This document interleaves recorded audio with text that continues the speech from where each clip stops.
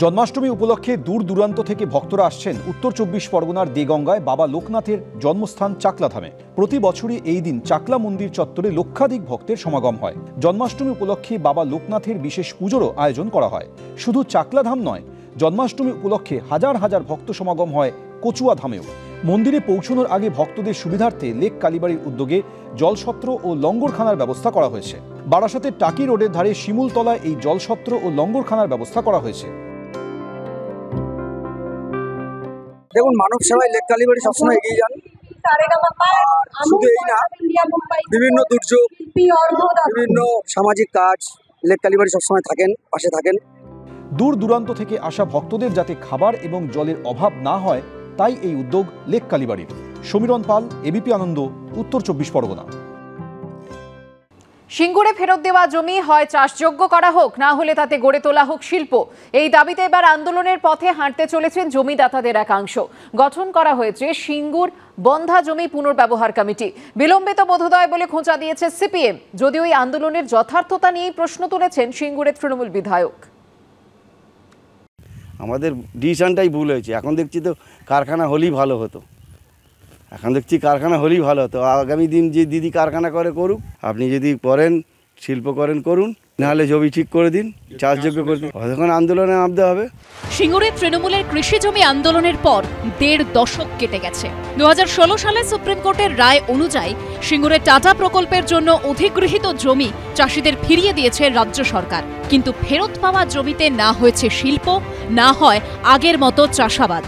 এবার তাই শিল্পের দাবিতে গণস্বাক্ষর অভিযানে নামতে চলেছেন তৎকালীন জমি আন্দোলনকারী কৃষকদের একাংশ।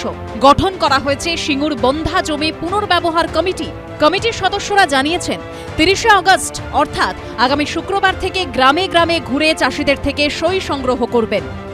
দেখছি আমরা 700 একর মতো জমি প্রায় এখনো চাষযোগ্য না হওয়া অবস্থায় পড়ে রয়েছে। আমরা সিঙ্গুর বন্ধা জমি পুনর্ব্যবহার কমিটি এলাকার চাষিদেরকে নিয়ে এবং কিছু বিশিষ্ট মানুষকে নিয়ে আমরা তৈরি করেছি। আমরা চাষিদের দাবি দাবা সরকারের কাছে পৌঁছে দেবো। চাষিরা ব্যক্তিগতভাবে আবেদন মুখ্যমন্ত্রীর কাছে করবেন, সেই আবেদনপত্র আমরা পৌঁছে দেবো। সিঙ্গুরের মাটিতে তৃণমূলের জমি আন্দোলনে সাড়া দিয়ে সেই সময় যে কৃষকরা সামিল হয়েছিলেন, এখন তাঁদের একাংশের গলাতেও শোনা যাচ্ছে আফসোসের সুর। আফসোস তো হবেই, কারখানা যদি হোক, কিন্তু চাষযোগ্য যদি করে দিচ্ছে না, যেরকম একটা করতে তো হবেই। এইবার জমি জায়গাতে ফেলে রাখলে হবে না, আমাদের কি করে চলবে? দিদি বলেছিল যে কর্মস্থান হয়ে যাবে, ওখানে কোচ গাড়ির ফ্যাক্টরি করবো, টাটাটা চলে যায়। জমি তো ফেরত পাইনি এক কাটাও। জমি চাষযোগ্য করে দেবে বলেছিল, কোনো চাষযোগ্য বলে জমি হয়নি। জমি যেমন তেমন পড়ে আছে। হয় চাষ, না হয় শিল্প।